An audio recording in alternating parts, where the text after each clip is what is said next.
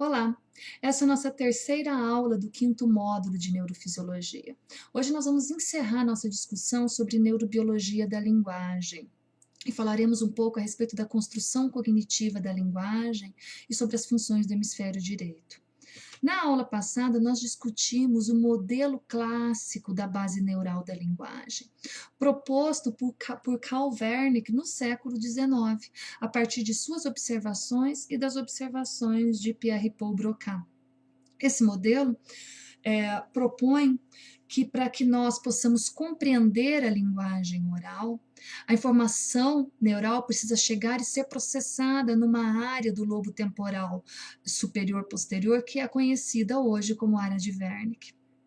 Para que nós possamos articular adequadamente a fala, ou seja, organizar, planejar os movimentos envolvidos na articulação da produção oral, a informação precisa ser processada numa área do lobo frontal inferior, que é conhecida como a área de Broca.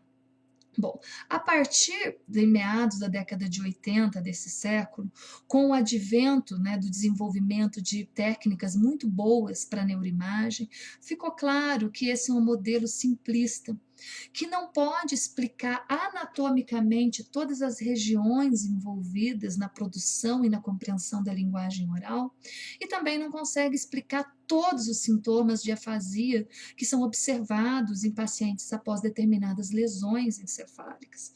Por exemplo, com o estudo da neuroimagem, a gente consegue identificar o padrão de atividade neural em um cérebro humano enquanto ele está executando algumas tarefas.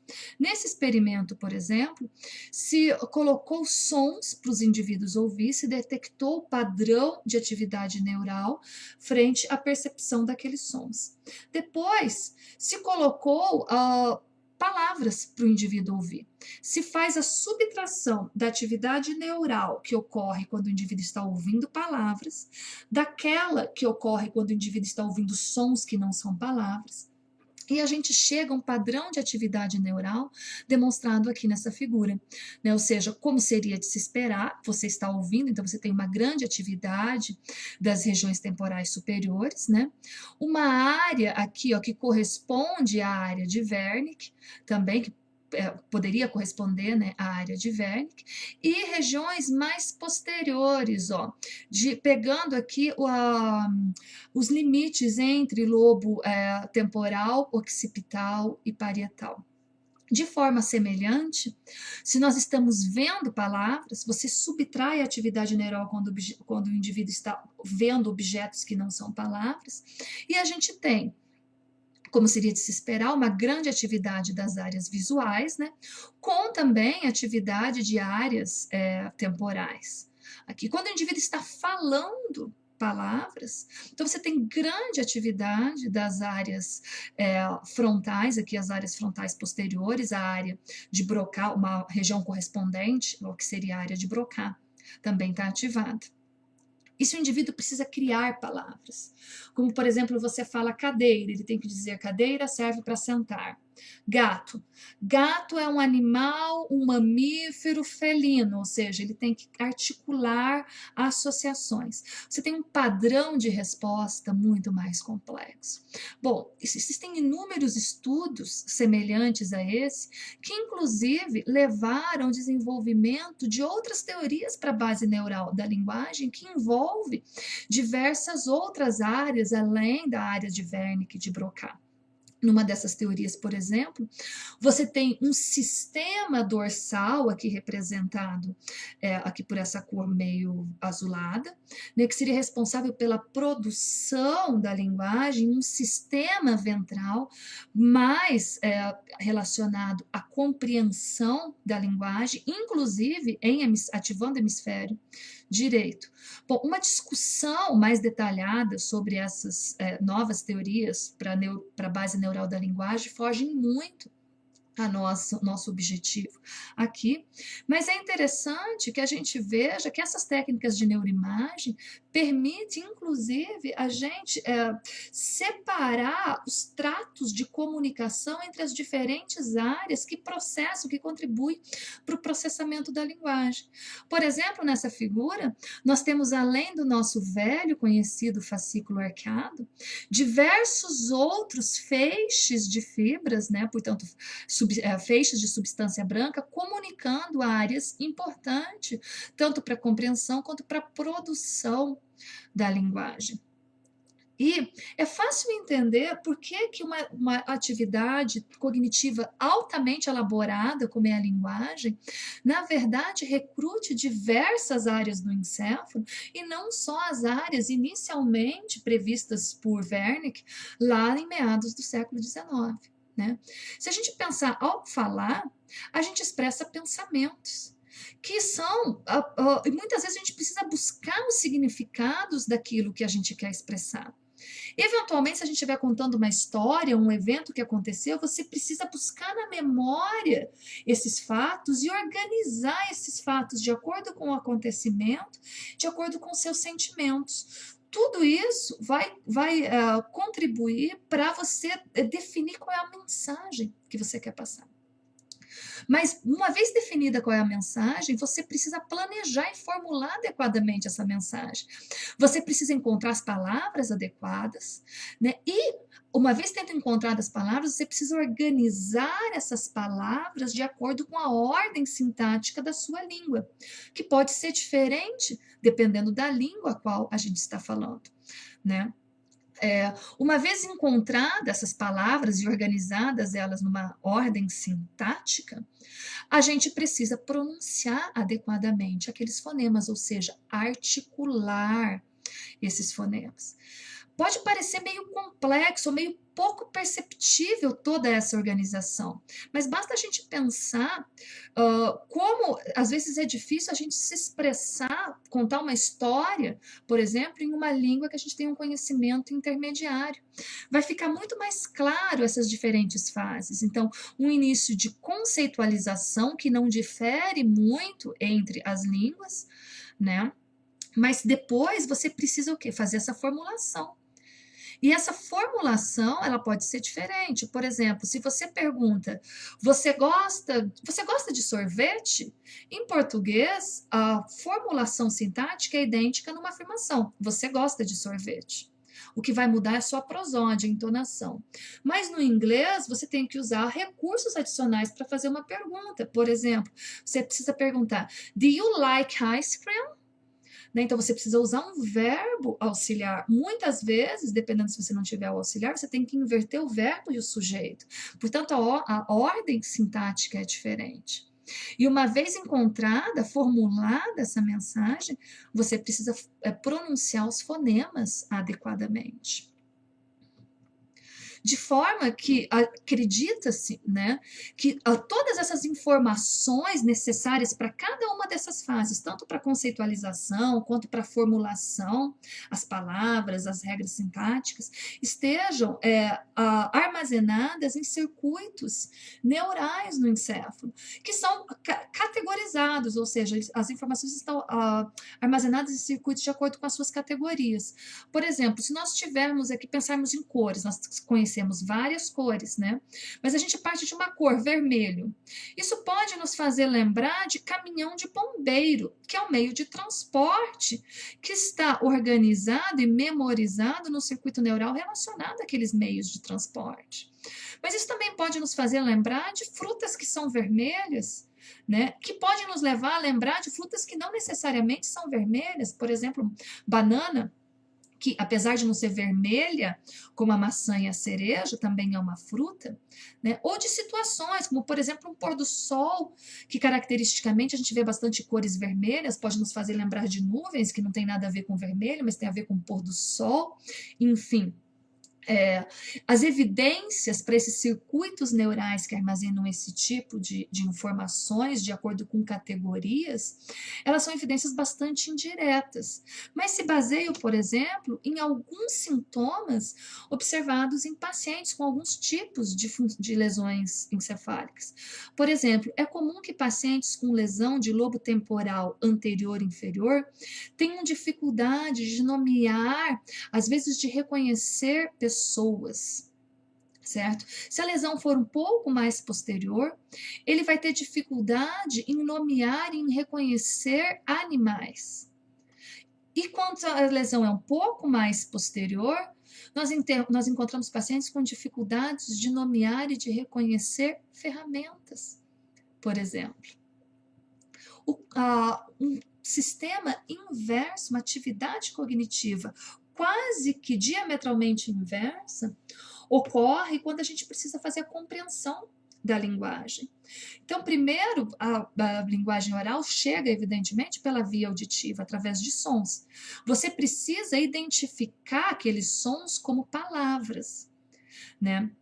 E se aquelas palavras pertencem a uma língua que você conhece, você precisa fazer a identificação fonológica dela, ou seja, o que aquelas palavras significam, né? Qual é o significado daqueles fonemas agrupados numa palavra. Posteriormente, você precisa fazer a compreensão sintática de frases. E uma vez tendo feito essa compreensão sintática, você precisa interpretar de acordo com a semântica, né? De novo, é mais fácil nós observarmos essas diferentes fases quando a gente considera uma língua que a gente não domina muito bem, que a gente tem um conhecimento intermediário. Então, por exemplo, alguns fonemas, o inglês é um exemplo de uma língua na qual os fonemas são bastante diferentes dos grafemas. Os grafemas são símbolos que a gente utiliza para representar os fonemas, os símbolos da linguagem escrita. O português não, o português é uma língua bem fonética, ou seja, os nossos fonemas correspondem aos nossos grafemas. No inglês isso é diferente. Então, por mais que você consiga muitas vezes compreender mensagens escritas, quando a língua não é uma língua muito fonética, você tem dificuldade, até pela velocidade da comunicação oral, em fazer a identificação fonológica correta e, portanto, compreender as palavras. E, além disso, se a sintaxe da língua for diferente, como ocorre também, de novo, com o inglês, como no exemplo anterior que eu coloquei para fazer uma pergunta, você precisa usar um verbo auxiliar, do you like, coisa que não existe no inglês, você precisa fazer, então, proceder com a compreensão sintática daquela mensagem. E, posteriormente, com uma compreensão ainda mais complexa, que é a compreensão semântica, né? Que nem sempre está associada ao significado literal da mensagem. Como, por exemplo, a gente tem aqui na frase: grandes líderes constroem pontes, não muros. A compreensão semântica da frase requer que você tenha consciência de que essa é uma linguagem figurada, na qual eu não estou me referindo à construção física de pontes nem de muros. Considerando isso, trazendo isso, né, para a neuroimagem. Então, observe que quando um indivíduo está ouvindo palavras numa língua que ele não compreende, você tem uma ativação bilateral de córtex temporal superior. Quando ele está ouvindo uma palavra em língua que ele conhece, nesse caso o estudo foi feito na França com indivíduos que falavam francês, além da área que é ativada por palavras, você tem ativação de lobo frontal esquerdo para proceder com a compreensão daquelas palavras. Se você está ouvindo, por exemplo, frases sem sentido, você vai ter uma ativação correspondente em lobo temporal, que você via anteriormente nos dois exemplos, mas você vai ter uma ativação dessa região mais anterior do lobo temporal, provavelmente tentando identificar o significado. Se eu disser, por exemplo, assim: as asas do peixe são cor-de-rosas. Peixe? Asas? Cor-de-rosa? Peixe não tem asas, né? você vai estar recrutando essas regiões, provavelmente, para conseguir fazer a identificação daquele significado. E se você estiver ouvindo histórias completas, complexas numa linguagem que você domina, aí a atividade é muito mais complexa. Além dessas áreas que a gente já tinha visto, né? Você tem áreas frontais e temporais inferiores, assim como outras áreas mais esparsas, sendo recrutadas, porque para fazer uma compreensão completa daquela mensagem oral, é evidente que você precisa de uma atividade neural bastante coordenada e bastante elaborada também. De forma geral, então, gente, a visão geral hoje do processamento neural da linguagem, ela ultrapassa muito o modelo proposto por Wernicke a partir das suas observações e das observações de Broca lá no século XIX. Mas muito do que Wernicke propôs continua sendo aceito. Por exemplo, lesões em lobo temporal superior, pegando aqui partes adjacentes, levam a uma afasia de compreensão, uma dificuldade na compreensão da linguagem, né? O que está de acordo com o que Wernicke propôs. No entanto, lesões bem mais restritas, especificamente à área de Wernicke, levam a um tipo de afasia um pouco diferente, que a gente chama de cegueira para palavras. A pessoa perde a capacidade de identificar os sons como palavras. Né? Quando as lesões são mais extensas, você já tem aqui os sintomas das afasias, das afasias receptivas, das afasias sensoriais, como a gente discutiu na aula passada. Lesões em lobo temporal podem predispor a diversos tipos de distúrbio, como, por exemplo, dificuldade em identificar animais ou ferramentas, que a gente discutiu no estudo anterior. A contribuição do córtex frontal, um pouco anterior à área de Broca, aqui nas adjacências da área de Broca, é importante para a organização sintática da produção da fala. Enquanto a área de Broca, propriamente dita, é importante para o planejamento, para a programação da atividade neural relacionada à fala, que vai ser executada pelo córtex motor primário. E o hemisfério direito? Será que ele não faz nada? Será que ele não contribui em nada para a linguagem? De jeito nenhum. Hoje nós sabemos que o hemisfério direito, a função adequada, a adequada produção e compreensão da linguagem requer a comunicação dos dois hemisférios, né? A função do hemisfério direito na linguagem se dá principalmente para a produção e compreensão da prosódia, que está associada ao colorido emocional da linguagem. Por exemplo, numa afirmação como essa, a prova é semana que vem. Essa é neutra, né? Mas eu posso dizer assim: ô galera, a prova é semana que vem, tá? Ou eu posso dizer: ô galera, a prova é semana que vem. A mensagem é completamente diferente, não é? E a compreensão desse padrão prosódico, desse colorido emocional, é uma função do hemisfério direito. Oliver Sacks, novamente, no seu livro O Homem que Confundiu Sua Mulher com um Chapéu, trata das dificuldades de pacientes com afasias clássicas geradas por deficiência de hemisfério esquerdo e os compara aos pacientes com deficiência de hemisfério direito. E ele coloca de forma bem característica, de forma bem marcante, que é muito difícil mentir para um afásico. Para um afásico com lesão em hemisfério esquerdo, porque como ele tem dificuldade em conseguir compreender a linguagem oral, ele se fixa muito aos padrões da prosódia. E você, quando vai mentir, você consegue disfarçar bem a mensagem produzida, né, pela linguagem oral. Mas a mensagem prosódica muitas vezes te desmente. Portanto, os afásicos, eles conseguem detectar essas alterações de prosódia e saber quando você está sendo falso, quando você está enfim, tentando enganá-los, quando você está sendo sarcástico, e não quer ser, você quer transparecer uma neutralidade, mas não consegue. Bem, essa comunicação entre hemisfério direito e hemisfério esquerdo se dá por diversas comissuras, né? Comissuras são feixes de fibras que fazem essa comunicação. A principal delas é o corpo caloso. Né, é a principal comissura, a principal via de comunicação entre hemisfério direito e esquerdo.